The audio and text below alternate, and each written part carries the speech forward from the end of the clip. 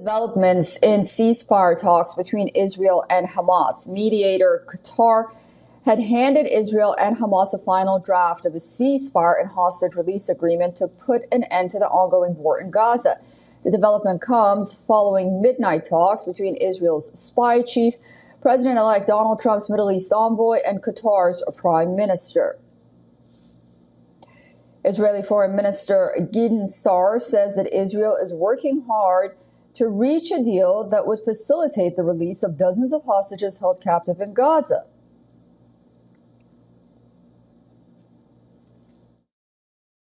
We see some progress in the negotiations. Israel wants a hostage deal. Israel is working with our American friends in order to achieve a hostage deal. And soon we will know whether the other side wants the same thing.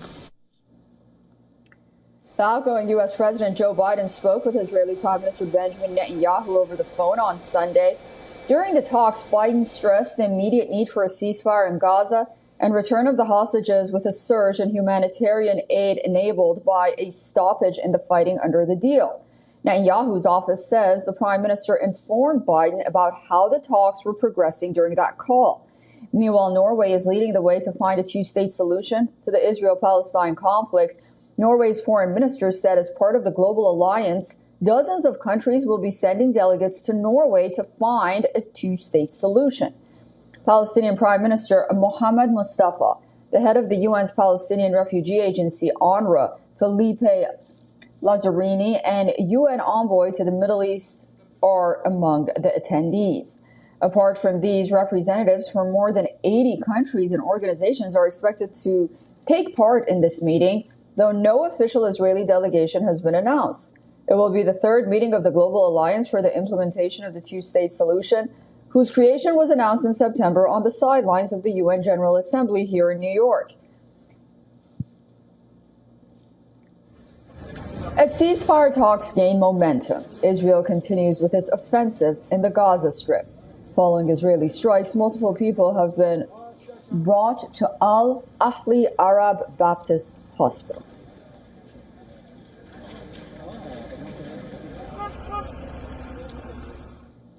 Families at a school sheltering displaced Palestinians in Gaza City were sifting through the rubble and ruins of their belongings on Monday in the aftermath of an Israeli strike. According to Gaza's health ministry, the strike hit the Saleh al-Din school turned shelter during the early hours of Monday, killed and injured many Palestinians.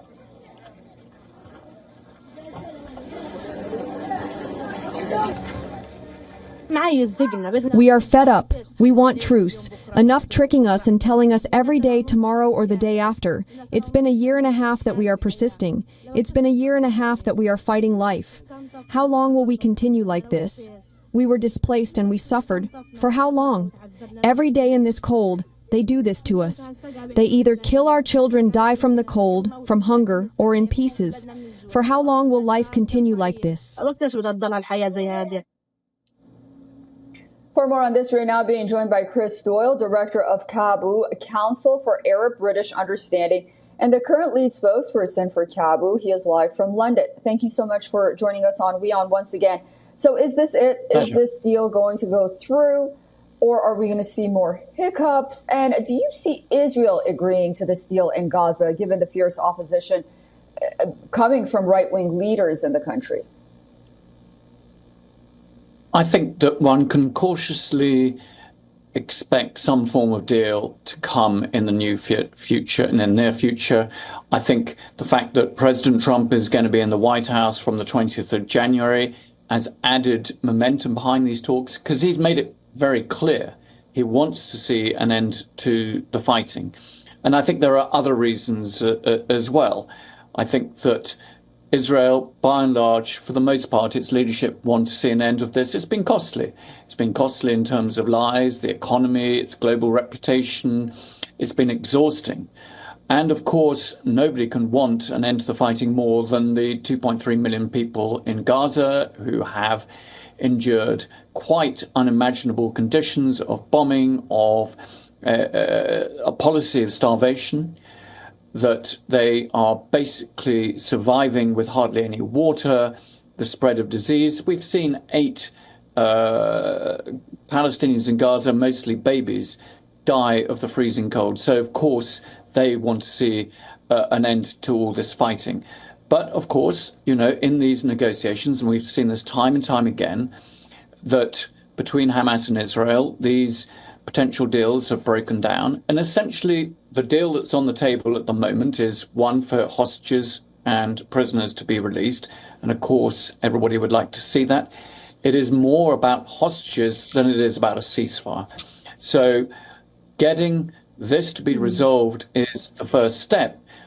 But you then also have a huge amount of work to do to ensure that there is a real end to hostilities, that you actually get to a situation where there is proper access for the aid agencies to get the aid in, to deliver it to those who need it most, and that you can actually start pushing for a different future for Gaza.